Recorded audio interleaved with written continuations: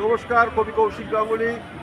রবীন্দ্র সদন চত্বরে নাট্যমেলা 25-এর সামনে একটি কবিতা পাঠ করছি, নিজের লেখা। বইটার নাম যদি শুদ্ধ হতে চাও। দিশেহারা। এক অদ্ভুত সময়, যখন দিশেহারা সবাই ছুটে বেড়াচ্ছে অর্থের সন্ধানে, সম্মানের খোঁজে।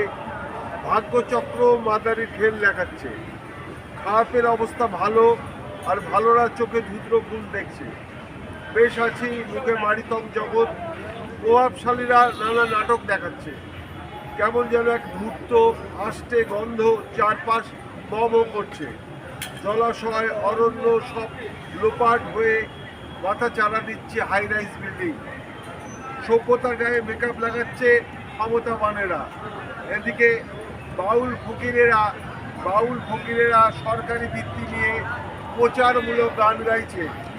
সিনেমা ও সিরিয়ালের অভিনেতারা রাজনীতির রঙ্গমঞ্চে তাদের দক্ষতা দেখাচ্ছে, টাকা কামাচ্ছে, বিনোদন বেলাচ্ছে।